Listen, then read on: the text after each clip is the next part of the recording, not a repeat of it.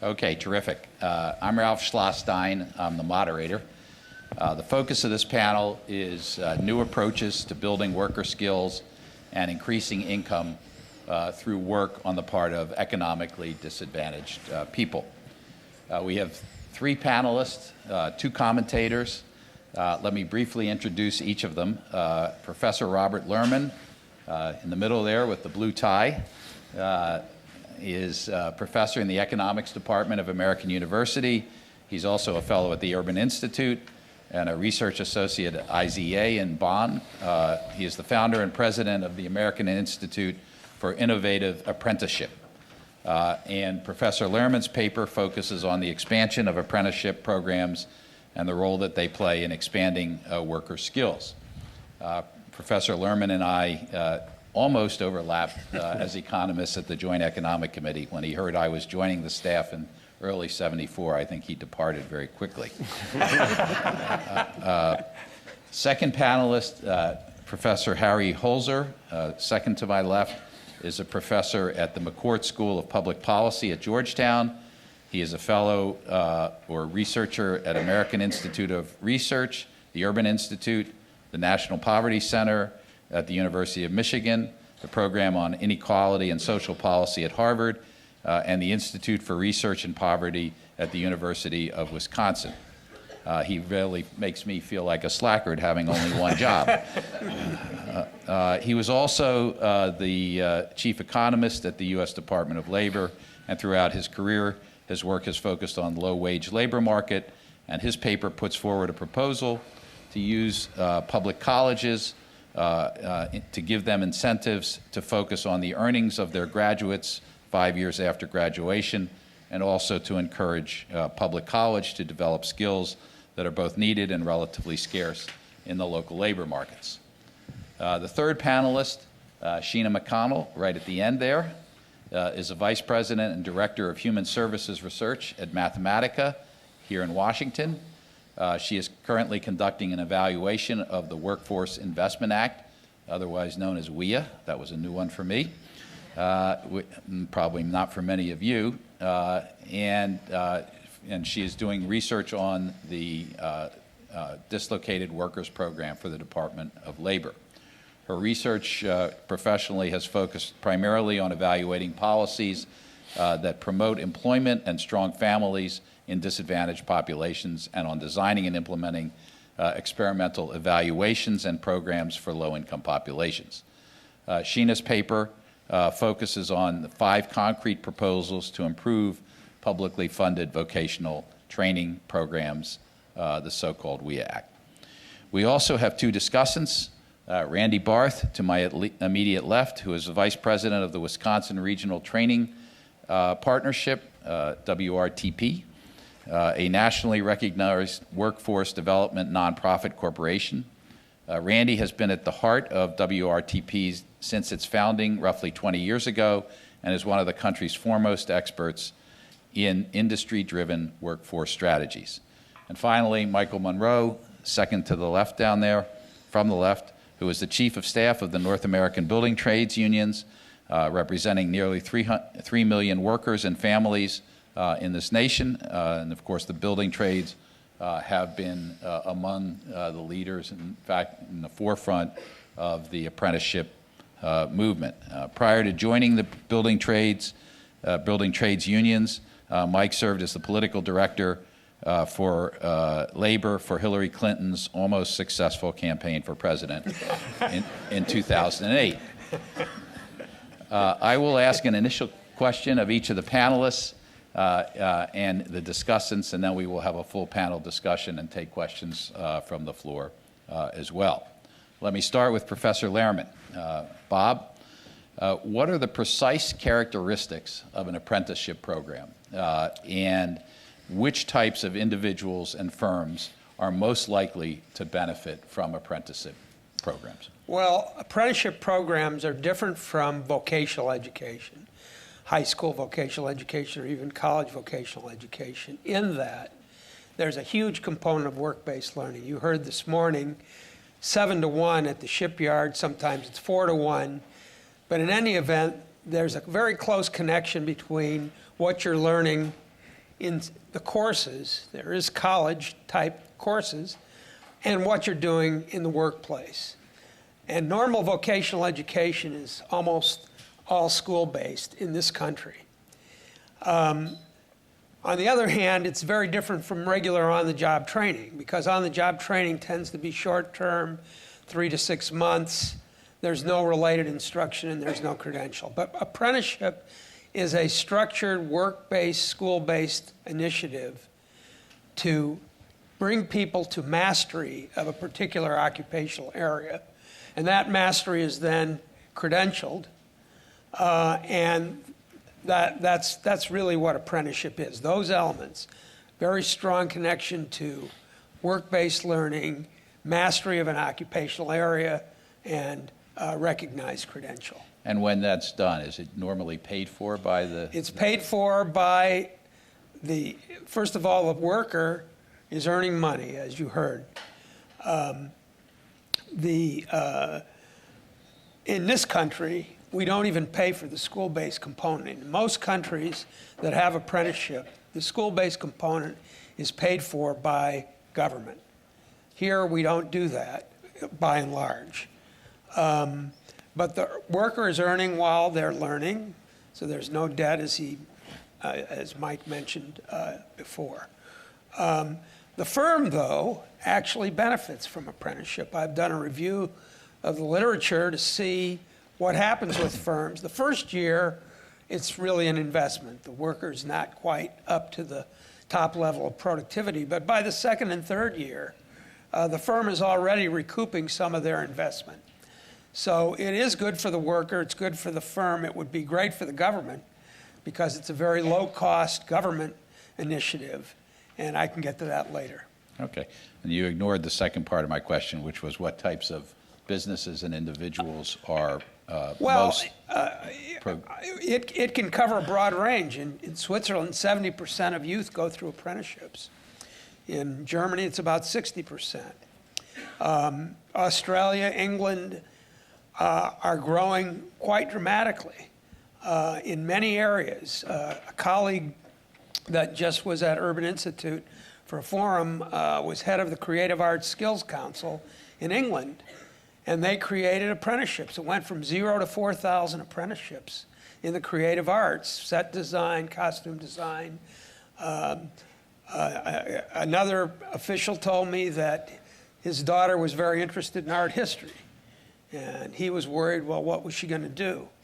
And she got an apprenticeship at an auction house that auctioned art, and she was around the art, she learned the business end of it, so it can cover a very wide range of occupations. Okay.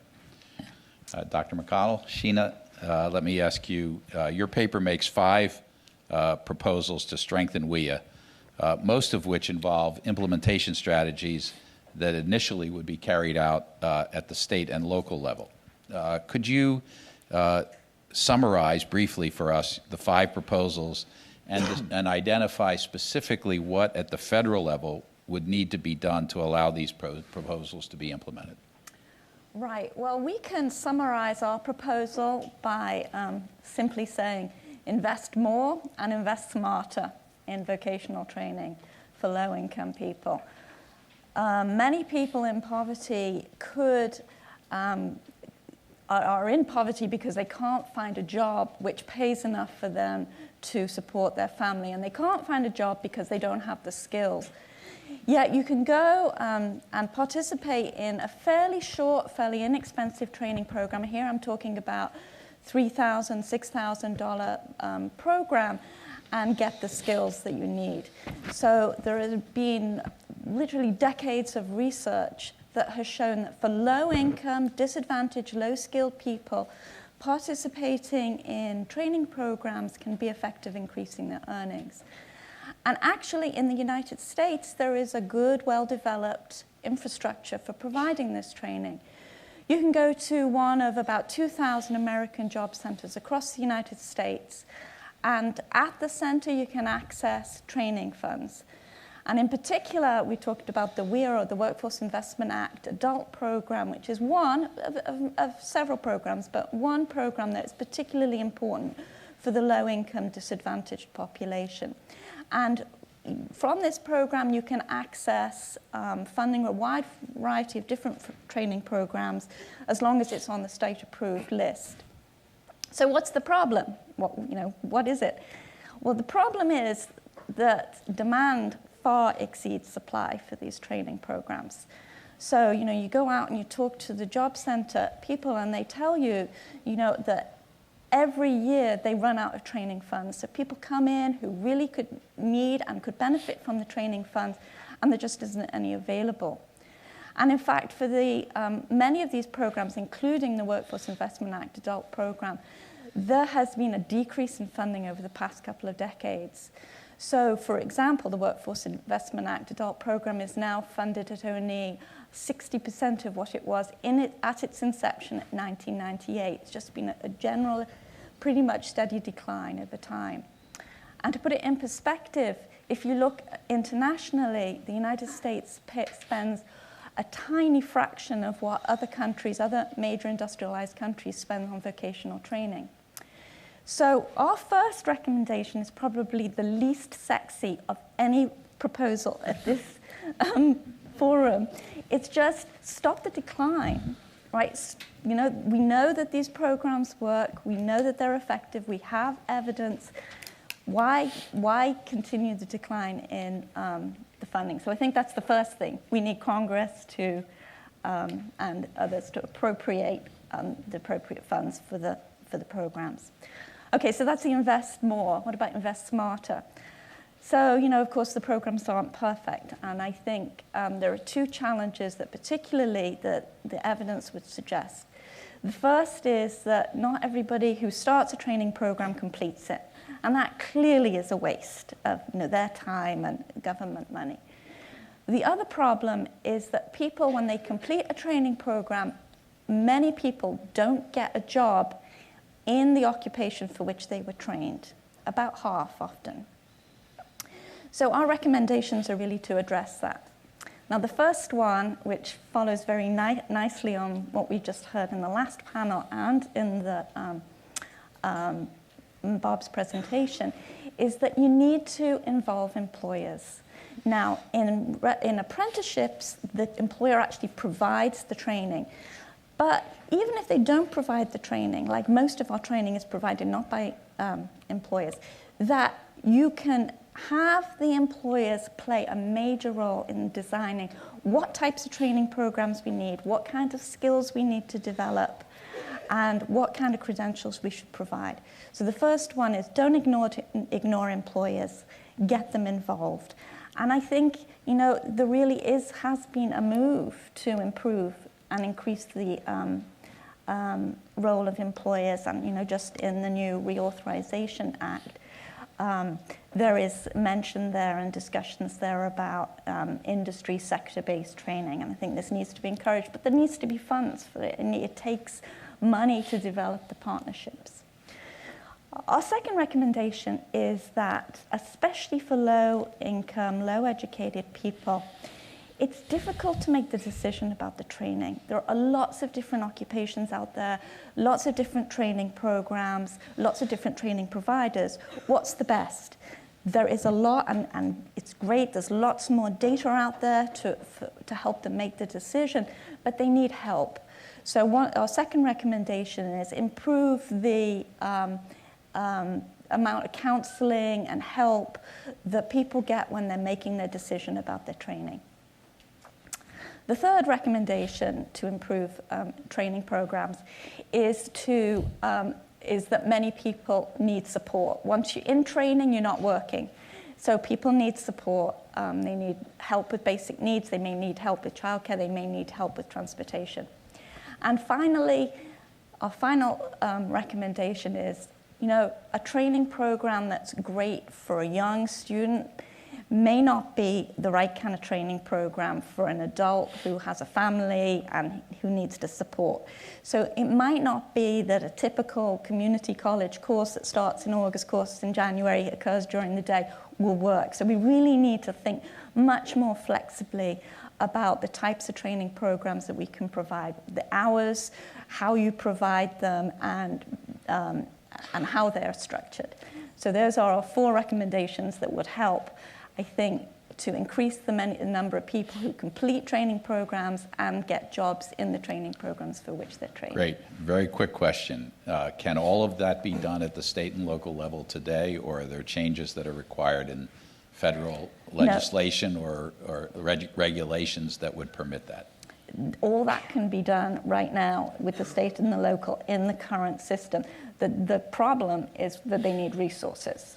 So it's really that you need resources to do all those recommendations, and I think that they're being bled dry. Okay. Professor Holzer, you had a rather stimulating proposal that, to a certain extent, funds made available to public colleges should be based on the metric of the earning power of the graduates 5 years after they graduated, and then you added a second proposal that they also be sensitive to the which makes sense, obviously, to the shortfalls in employment or opportunities in employment in their community. I'm curious, to what extent you believe that would actually really be beneficial, particularly to disadvantaged students.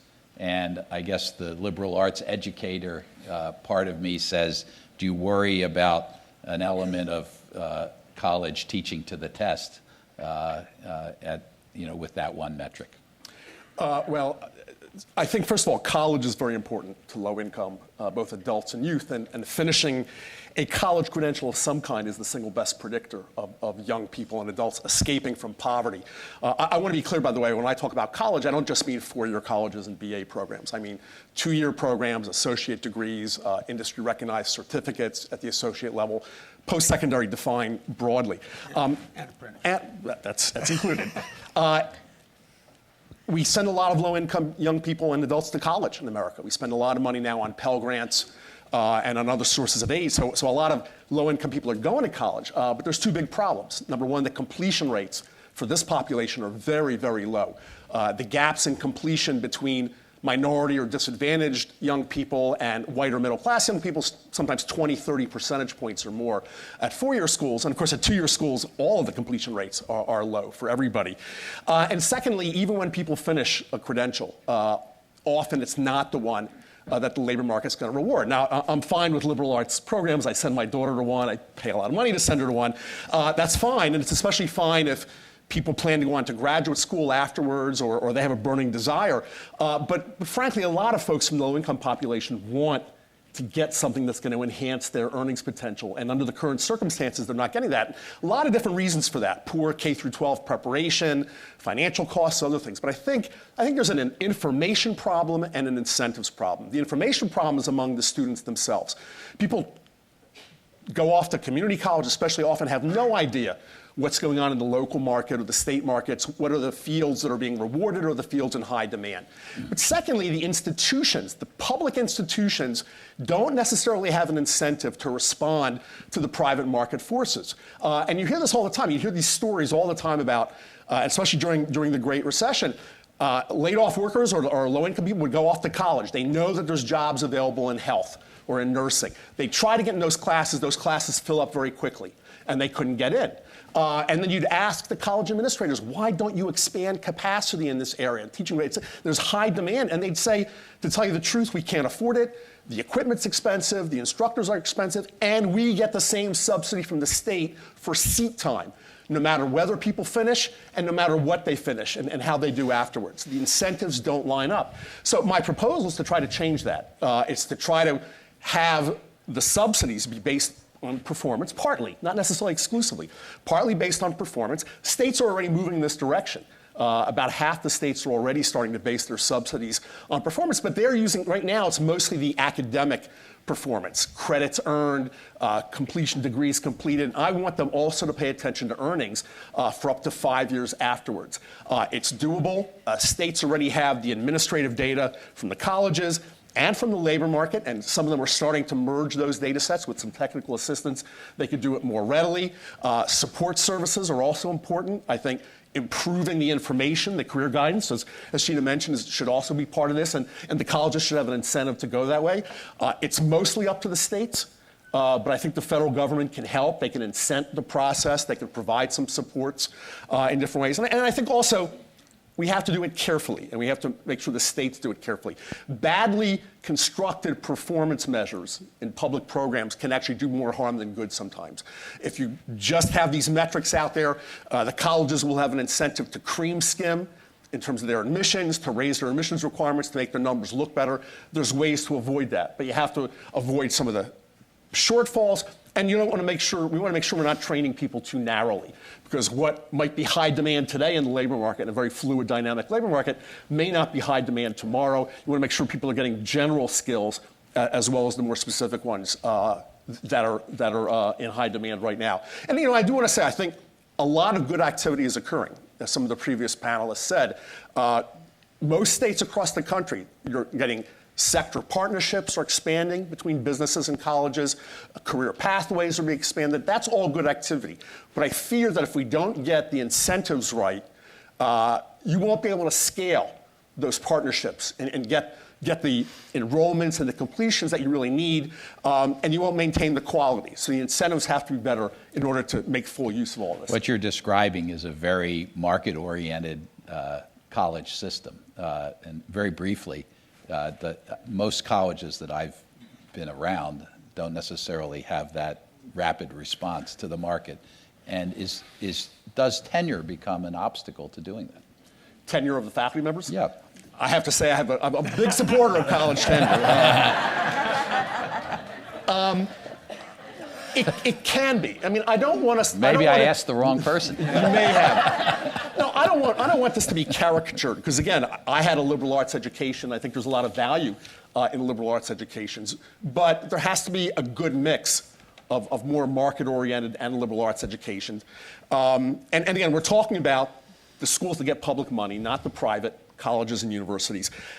You hear anecdotes again that sometimes, especially in the two-year colleges, you have instructors that have been there 30 years and they haven't kept up at all with the changes in the field, and that's not going to help you be market-oriented. I think if the institutions face some incentive to be more responsive, they might then start to change those policies or adapt them, that one and others, to make sure that the people coming up have the right skills. Okay, Rhandi, you've been on the ground for 20 years on implementing workforce development strategies. I'm curious, what are the 2 or 3 practical lessons? A lot of what we're about here is best practices. What have you learned in those 20 years in Wisconsin, which has been a particularly strong state in these strategies that would be of utility to the rest of the country?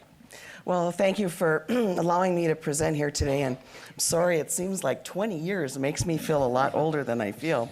I was on the Joint Economic Committee staff with Bob 40 years ago. Okay. So when you look at the 3 papers, expand apprenticeship, improve employment outcomes, and provide skills, like who could argue, right? This is kumbaya, I think is what somebody says. But in our role, we are a workforce development intermediary.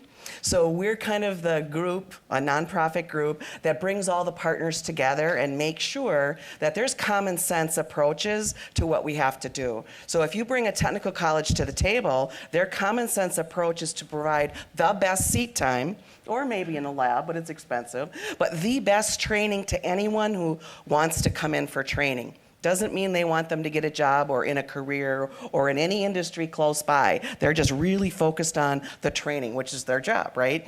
If you go to a workforce board, they're looking at serving youth or disadvantaged or dislocated, or they're looking at serving a population who's not employed or underemployed and getting them to a job quickly or to a training quickly. And if you look at an employer is really focused on, I have to stay in business, I need qualified workers, and I need to remain competitive, especially manufacturing, because manufacturing doesn't have to happen here. So there's really no one connecting the dots, as you were, or connecting the constellations of actors that it really takes to make these things work. And if you're not paying attention, you're also not connecting to the workers themselves, or a worker or a subject matter expert. So in our model, we'll say we're industry-led, we're worker-centered, and we're community-focused. And the worker-centered is that there is a worker's voice in the design of our programs, in how we do them, in what we do, and when they happen. So we have kind of a 6-month window from when either an employer needs someone or a person needs someone, and we have this reverse model. It's somewhat backwards. Where are the employers? Where are the jobs that are available in this particular region? What do they need to know, and who are the players to bring to the table? So the most appropriate training provider may be a technical college, or it may be a building trade, or it may be a retired person who wants to help and gradually adjust somebody who's unfamiliar with the industries. Our main industries are manufacturing and construction, so we have the benefit of union representation in many of our companies. As mentioned in the panel before, I think both were steelworker represented companies. It's sort of like their local labor leadership isn't sure how to look at some of these new initiatives that do change maybe how they collectively bargain education and training opportunities, both internally and externally. When you get, my other practitioner on the panel, what's not new and innovative is, the apprenticeship program. Apprenticeship is paid training. It's both on the job and related. Maybe it's in a classroom. Now we've got distance learning and computer learning. There's all kinds of new ways to look at training and education that connects people to jobs. And new is good, but sometimes old is even better because of how it has worked so well for many years. So I think my main comments are focus on industries that are more than just one employer or one few good employers. Look at multiple opportunities in industries. Look at career pathways where you do have stackable credentials. I think one of the main problems between the Workforce Investment Act and Department of Labor programs and honoring the apprenticeship program is they don't even know how to talk to each other. The language isn't right. Graduating from an apprenticeship can take 3, 4, or 5 years. Graduating from a WIA program better take 2 or 3 months. You're sort of like, how do you align the systems? They are alignable, but you have to be very careful at how you create incentives, because I think they're dangerous, because the performance will follow what you are measuring and how you incent. And so instead, really looking at creating an environment to make it easier for good jobs and good employers to do the right thing, to begin apprenticeship programs, and be careful about bad incentives that seem to be the lowest common denominator, the lowest wage employers, the quickest and the cheapest skills, and getting them in quickest without any consideration for advancement into a career, into a family supporting job. Great, thank you. Mike, the construction industry and the building trades have probably the longest history, certainly one of the longest histories of successful apprenticeship programs. What have you learned from your own programs that is relevant and transferable to other industries? Thank you. And I want to thank the Hamilton Project for the opportunity, and thank Dr. Lerman for really spearheading a lot of this national conversation around apprenticeship. In the building trades, we have over a 100-year history in apprenticeship craft training, and we're proud of it, and it's jointly managed and collectively bargained, getting back to the points Randy's making, the importance of the worker voice for sustainability. We invest annually amongst our craft unions and our contractor counterparts over $1 billion annually in private capital. So the commitment is real, it's sustainable, it's long going. We have over 1,600 training centers throughout the country. Hundreds of millions of dollars in investments in equipment and plant upgrades. And this results in annually about $10 billion in wages and benefits into the economy every year as a result of this system. And going to the points about traditional public universities or state university systems, just to give you the sort of the breadth and depth of our programs, we are 3.5 times the size of Ohio State. If we were a K through 12 district, we'd be the 4th largest in the country. And if we were a public university system, we'd be the 4th largest behind only SUNY, Cal State, and Georgia. So it's significant, and again, collectively bargained and jointly managed to bring sustainability. But a key element is, of course, the private investment, but also a legislative and a regulatory framework to support that, to induce the activity. I'll speak specifically on the Fitzgerald Act, the Davis-Bacon Act. Fitzgerald Act elevates it to the federal level. You try to harmonize standards, elevate standards. And the Davis-Bacon Act actually induces investment in the utilization of apprenticeship, which allows for the continuation of employment and training. And again, the worker point is essential here because they're investing in themselves. They're taking a portion of their wages and investing into their training, which makes them, of course, more employable, portable. They can travel, which is why we call them journey persons.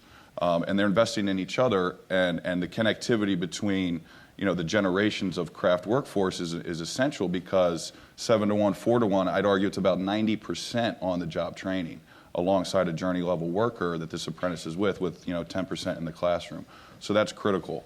So, the private investment, the worker voice is critical, and the legislative and regulatory framework is absolutely essential. And unraveling that would be unwise.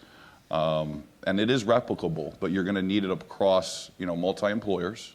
And you can't just suggest that the federal government, particularly given we know the realities of where we are politically, they're not throwing billions of dollars at new programs. We have to find what works. And some of the work that Rhandi does, and I'll speak more about some of the pre-apprenticeship programs, because, our programs are so rigorous. Our pre-apprenticeship programs, which would rival some training programs, gets them prepared for the rigors of our training programs and the industry. And it also gives them the availability to look across crafts. We have a harmonized multi-craft core curriculum program, which is a pre-apprenticeship program that we've developed with our employers, so it meets the demands of the market and the industry. And it allows these folks to have a leg up. And obviously, we've targeted some disadvantaged populations, traditionally shut out, minorities, women, veterans, and it gives them a leg up and advanced placement in some of the apprenticeship programs. So what Rhandi does is so important because I think what you're hearing even from the previous panel and ours is that we're so siloed, right? And there are investments out there, and we have to maximize them knowing that resources are scarce.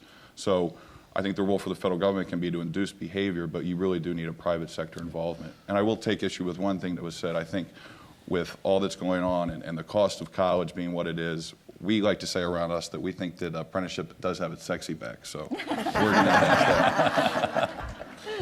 Two quick questions. One, is there any public money involved in what you do? And the second is, roughly what proportion of their annual compensation does an apprentice or a journeyman sacrifice until they've achieved craft status? The federal, as I said, really the federal role is supporting through the legislative and regulatory framework. But no money? No, I mean, we have some grants here and there to help connect sort of the pre-apprenticeship. I think if there's a federal role in financing, they should expand pre-apprenticeship. Again, it's preparedness for the rigors of the industry and career training. I mean, we're not training for jobs. And again, the worker voice being important here, the employer's natural inclination is to, particularly in construction, we're going to train for the next job and I'm done.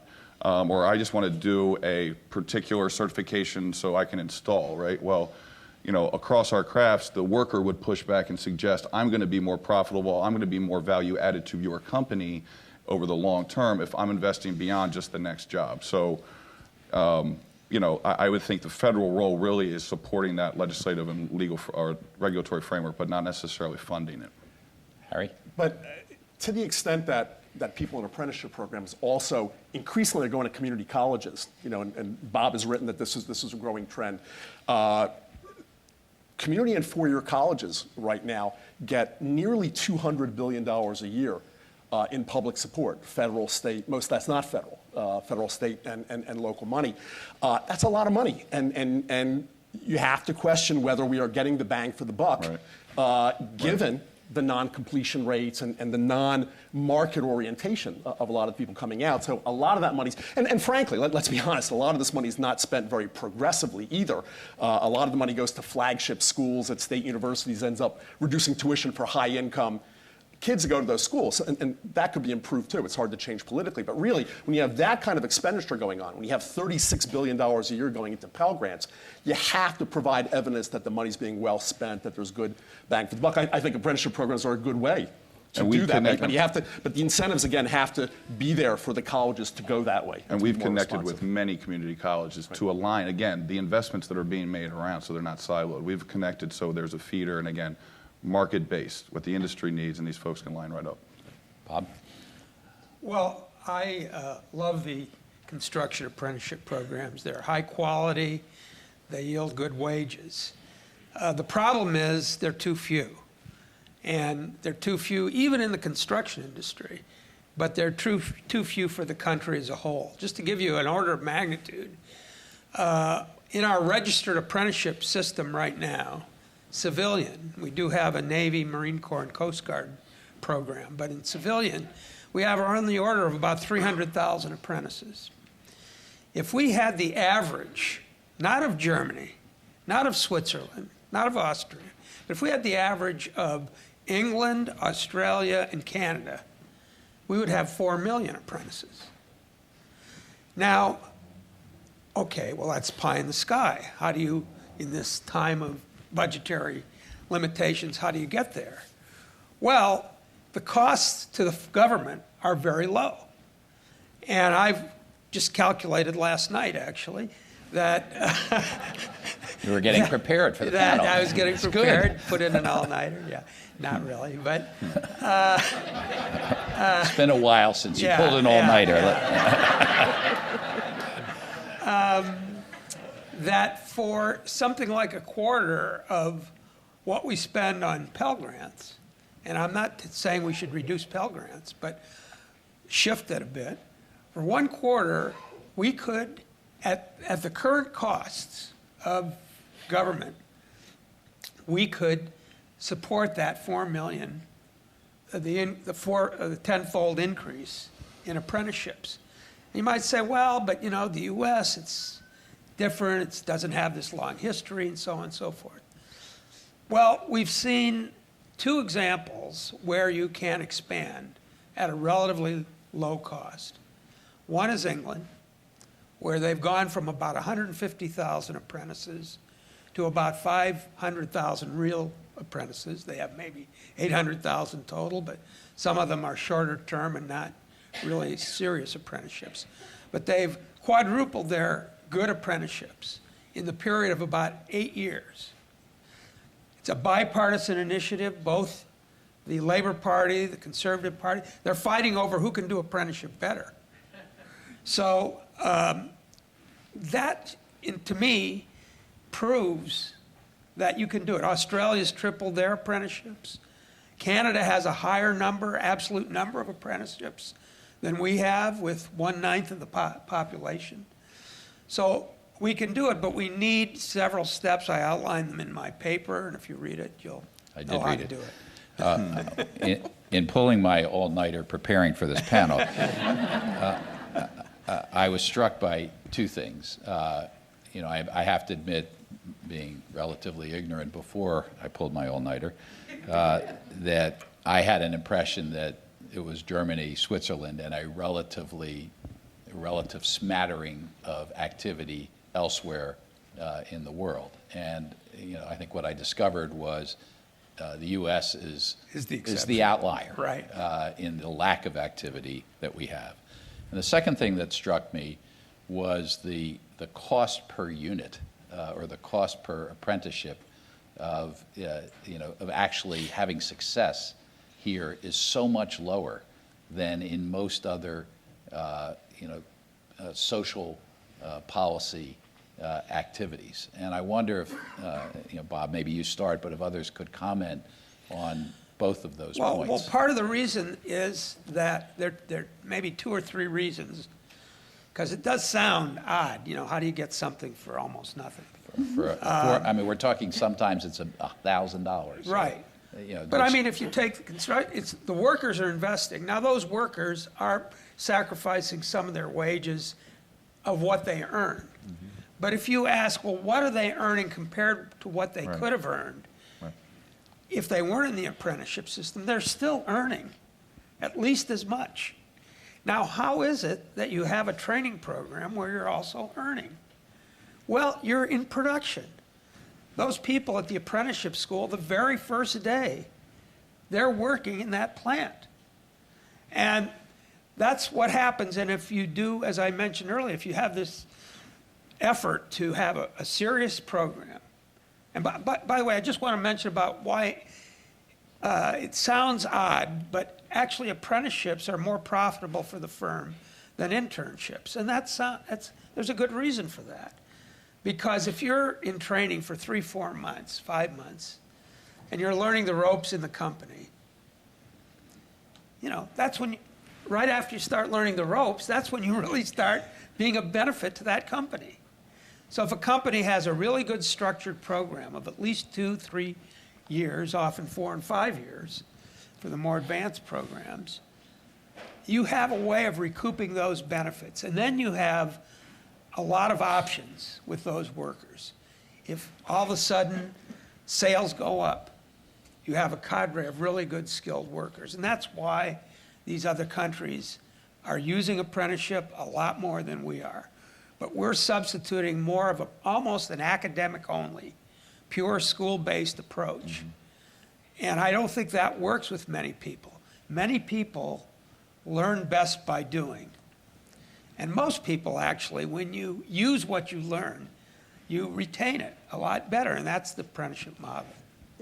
I think, Ralph, I think your question, it's kind of the question that it's often asked of economists. If it's so great for everybody, why don't we see more of it? Which is a legitimate question.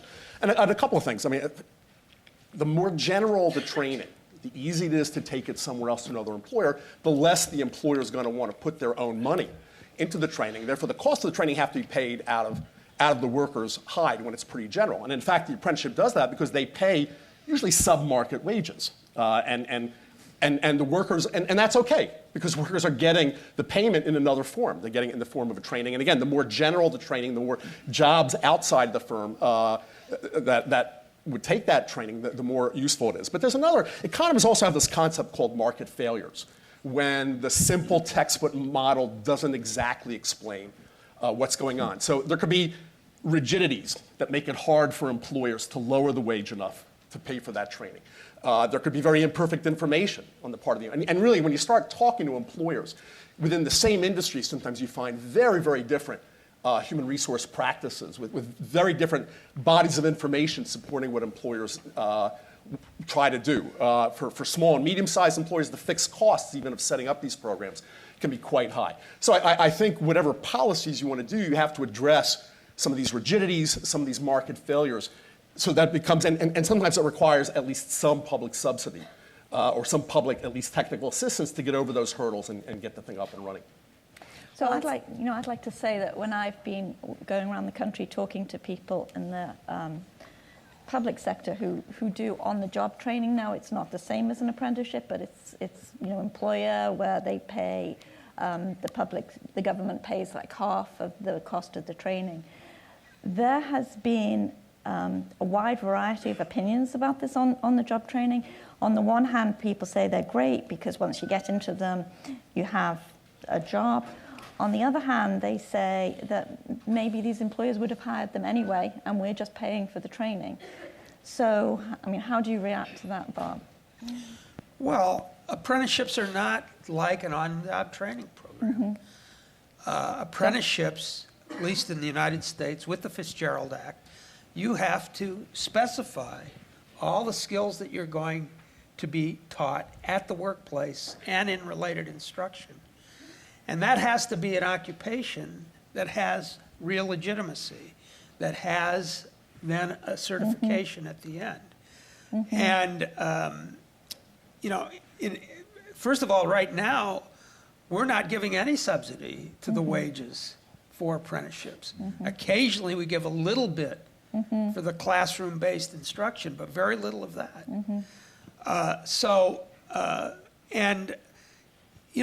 It's a way of upgrading the jobs, really. I think we lose that a lot. There are two things I think that we lose very often when we look just at sort of earnings effects. One is a sense of occupational identity. and an occupational pride, being part of a community of practice. That's what a good apprenticeship program will yield. It's not just a job. It's a career, it's an occupation. And people respond to that. The second thing is, what was the second thing?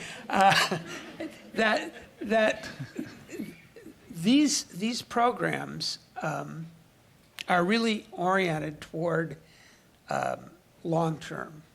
And as I say, the employer knows that if that person, if I'm hiring an apprentice, I know what that person knows.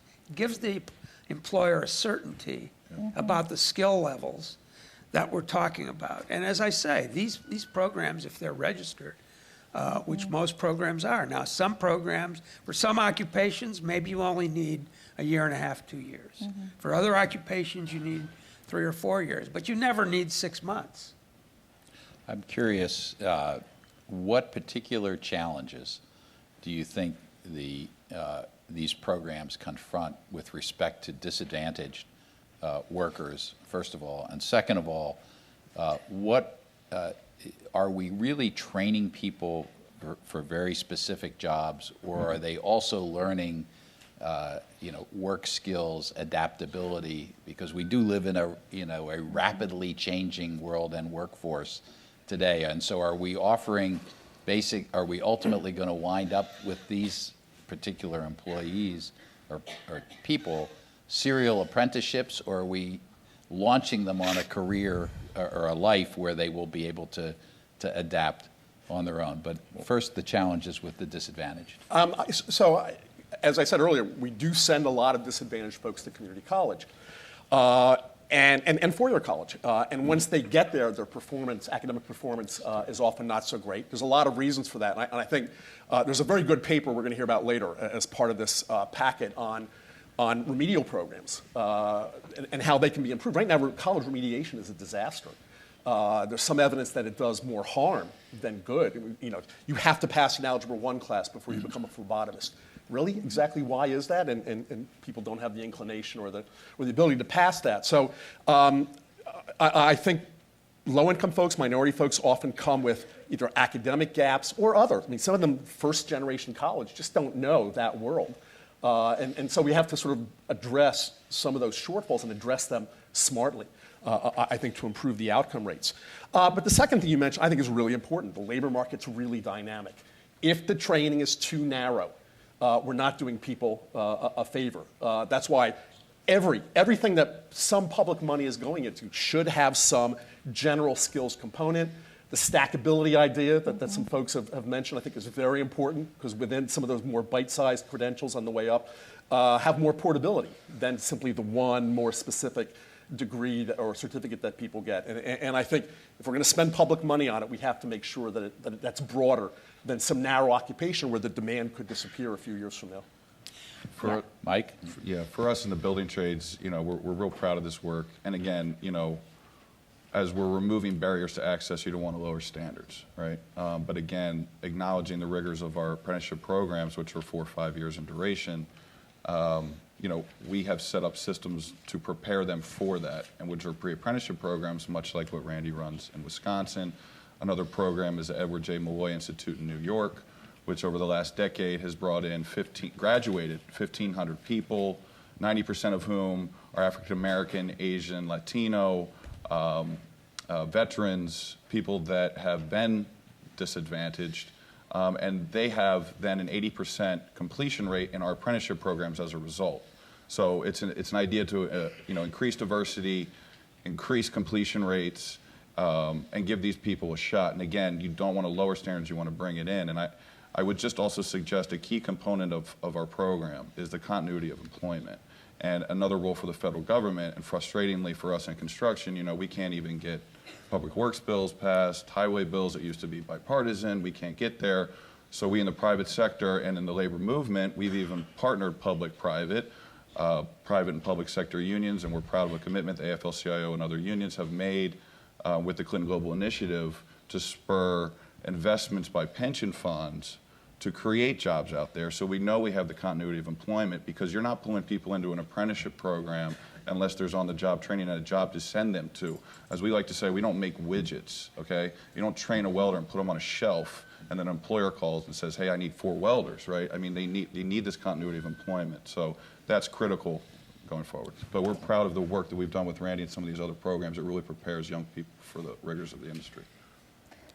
I was going to say, so, and we've placed over 5,000 people over the years, mostly disadvantaged, and there's never been a serial apprenticeship hopper. It just doesn't happen for some of the reasons Mike has said. There are other employers, you know the skills, you're on this career path that can move with you within that industry. Although what I have seen working with multiple industries is career pre-employment or pre-apprenticeship hoppers. One minute I want to be a nurse, the next minute I want to be a welder, the next minute, so part of that is just an inability to understand where jobs are or where good jobs are.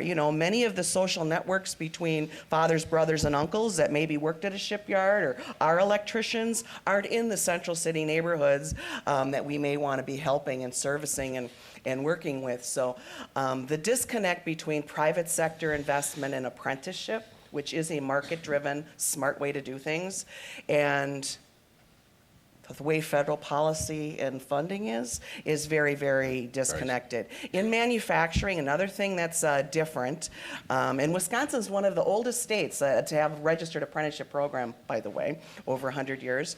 Every other sector, whether it's funeral directing or cosmetology, they all start with rookies, basically. There's someone who is qualified to begin training, except manufacturing. In manufacturing, the majority of apprentices have 10 years on the floor to become a millwright or an industrial electrician. And so part of the pre-employment training problem within manufacturing is as a manufacturer paying $8 an hour with no benefits, wants the same thing that a manufacturer paying $30 an hour wants with benefits. And so there's a huge disconnect on the training, especially for low-wage employers. I don't want to invest in training with transferable skills because the big guys will just take them. And so there's the industry standards in all those other industries, especially construction, there's a wage rate and a skill level that are defined and understood. Okay. After listening to you, I'm just hoping that no one tries to combine welding and nursing skills. Sorry. Sheena, you had a statement in your article or your paper which struck me as almost counterintuitive. You said that training programs were more effective with disadvantaged workers than dislocated workers. And I would have thought, obviously incorrectly, that dislocated workers would have had, work skills, a period in the workforce, and that they might have been the most trainable, malleable, whatever. So I'd love to hear the support for that and why you believe that's true. Well, first of all, there's a lot of evidence that that is the case. So, as I was saying before, there's decades of research that's showing that for disadvantaged groups, there is a positive effect of participating in training. That's not so, the evidence is not so rosy for people who have been laid off on their jobs. So the more skilled, the more experienced you are, for some, training is quite effective, but not, on average, it's certainly less. Why is that? I think one thing is the opportunity cost. So for a low-income person, they don't have a lot of other opportunities. So when they go into training, they're not giving up as much. But for somebody who has already developed a lot of skills, the return, when they're going into a training program, they're not working. And actually, they can work. There is some job for them. It might not be as high as the job they had before they were laid off, but there is a job available. So the metric that you're measuring is the increase in their income? No, somebody who's been dislocated and has been in a training program compared to somebody who doesn't go into a training program. So you have two choices. You're dislocated. You can either go back into the labor market straight away, or you can go and get training. And for many, going to get training is not the best decision. The best decision is to And often they're older, so the amount of time that they've got to obtain the return from the training is less. Okay. I'm going to read a question from the audience. Unfortunately, I didn't bring my reading glasses, so I'm going to get most of this. And I do apologize. We're going to end a little bit early, so we're not going to get to many of these questions. So the question is, how does developing worker skills help hold the tens of millions who work in help the tens of millions who work in low-wage jobs? It does not create new jobs. It seems to do something with respect to skills without jobs. For example, in construction, there are a lot of apprentice programs, but also a high level of employment. I think the basic gist of the question is does this provide much of a solution for employees who are stuck in low-wage Well, careers? the whole idea is to give them the skills that would enable them not to stay in those low-wage jobs, but to move up into maybe a different sector or different firms sometimes. So that's the whole idea. Now, there's two important caveats to that I think we need to acknowledge. Number one, not everybody is trainable for a high-wage job. You know, this notion of every single worker and everything, that's not what we're talking about. Some workers with strong basic skills, some stable work experience are more trainable than others.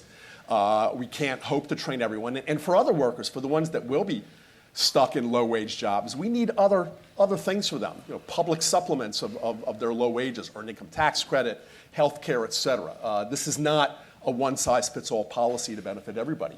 The other thing is it does beg the question of, if the demand is not there, and we have a labor market that's had a fair amount of slack for many years, if the demand's not there, is this policy going to work? And it is a concern. You know, you worry about investing heavily in training and then people getting out and jobs aren't available. That's a legitimate concern. We do need to help the labor market recover in any way we can. But when you train these folks and you give them a higher credential, on average, they certainly do better in the labor market. The unemployment rates, as well as the earnings, are significantly, the unemployment rates are lower, the earnings are much better when people get these credentials. And on average, it's a good investment. And it would be an even better investment if we could get the employment rates up. Bob? One of the things about apprenticeship is that it encourages companies to enrich their jobs. And we've seen that in many areas, including where states where they are able to go out, reach out to employers and say, do you want to benchmark your quality to the high level of quality of an apprenticeship program? I have this institute website which has occupational areas, and I was showing some people proudly my website, and I said, look, even in leisure, you have apprenticeships in Germany, and I clicked on the German flag, and down came the list of apprentices, and I saw this one job title, and it said hotel clerk, and my heart sank. Oh my God, they're going to mock me, hotel clerk. But then when you click on what the hotel clerk does, that's the that's the English translation of a German term. They're preparing invoices, they're checking sales trends, they're doing a whole lot of different things.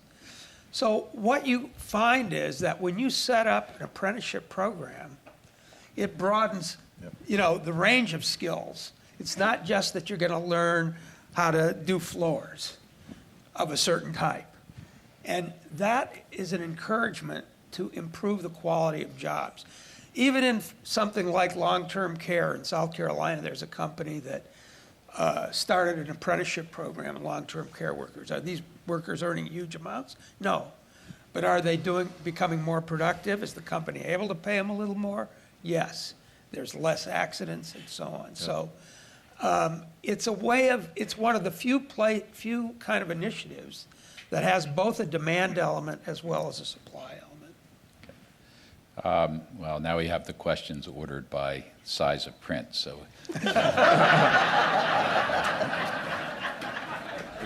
Rather than by their insightfulness, which is how I would normally pick them.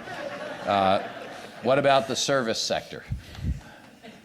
Seems a lot of focus on manufacturing and construction. Are these programs applicable to the service sector? Certainly in some parts of the service sector, healthcare being the most obvious one. The protective services, the legal services, another area. But even there's a high end of retail and a high end of leisure and entertainment. We usually think of those as the lowest wage sectors, but there are good jobs in both those sectors. And I think these kinds of programs would enable more employers. Employers have a lot of choice about how to structure their workplaces. And do they want the jobs to be really low level, low skill, or as Bob's hotel clerk example indicates, if some of these employers have more confidence that they can skill their employees, they might create jobs that involve, and you see that. You see that in the higher end of retail, new retailers. You see in some of the leisure industry, certainly the culinary parts of the industry. And I think these programs could be part of something broader to encourage more employers to create more of those kinds of jobs. But yeah, the service sector is part of this as well. Rhandi, have you had success in Wisconsin? We have, but we're a small organization and we go where the high-paying jobs are, and so that's where our target is right now, manufacturing, construction. But we've done that in healthcare and hospitality and other industries that way. And like you said, employers are more fearful of investing in workers that are low skilled and are going to go somewhere. But if they are on an incremental path, the higher skilled and the more they learn, the easier it is for them to invest and to keep them and have those transferable skills. Okay. Yeah, some of the sector-based studies that have been conducted that have really shown the benefit of having an employer involved have not been in manufacturing. They've been in healthcare, they've been in IT. Okay, I'm going to read this card, and I'm not going to ask any of you to comment because I know you're all going to agree on it, but it's something that we should always remember. It says, statistics show there are more unemployed workers than job vacancies, one indication that the economy may be facing persistent demand shortfall. How will skills training help the unemployed if this is the case? And I'm sure you're all going to tell me that we need to address that, but I think it's worth mentioning because we do need to still stimulate demand to address these issues. Here's a really large print question. But it's a softer one, but I think it's an important one. How do we change the perception of apprenticeships and technical skills training for young people in a, quote, college for all purposes culture where data continues to show that college pays off long term? At what point should students, I didn't realize there was another side, be pointed in this direction? It seems like the barrier, since these programs aren't embraced by the educational reformers. I think we have to change the nature of career and technical education in America, starting at the high schools or even earlier. Going back to the 1960s, we had this idea that voc ed is bad, vocational education, and it often was bad. It was lower in quality and led to dead-end jobs, and the minority community and low-income communities really were very resentful. Your kids get to go to college, my kid has to do voc ed.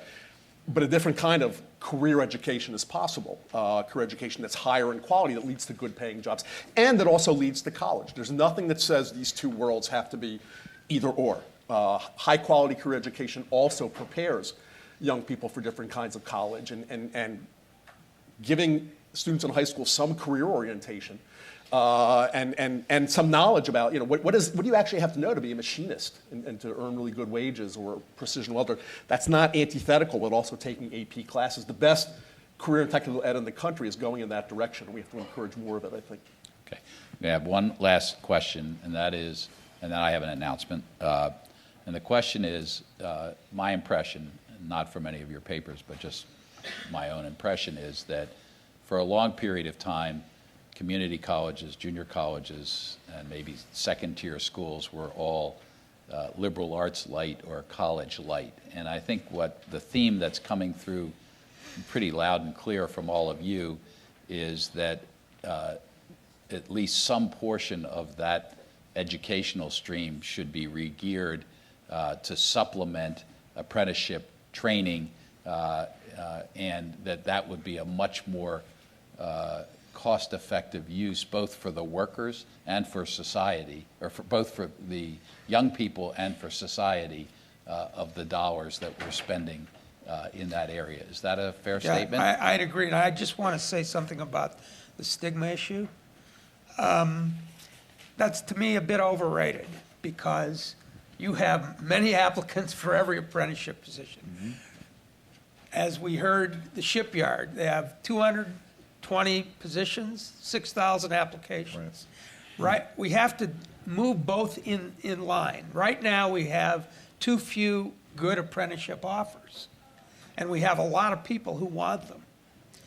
So I'm not saying ultimately this may not be a problem, but right now the problem is generating more apprenticeships. And as we do that, as we've seen in England, now in England, kids that want to become engineers, 52% want to go to an apprenticeship as opposed to directly to college.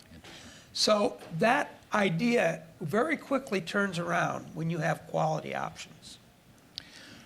Okay, thank you. You were terrific, all of you.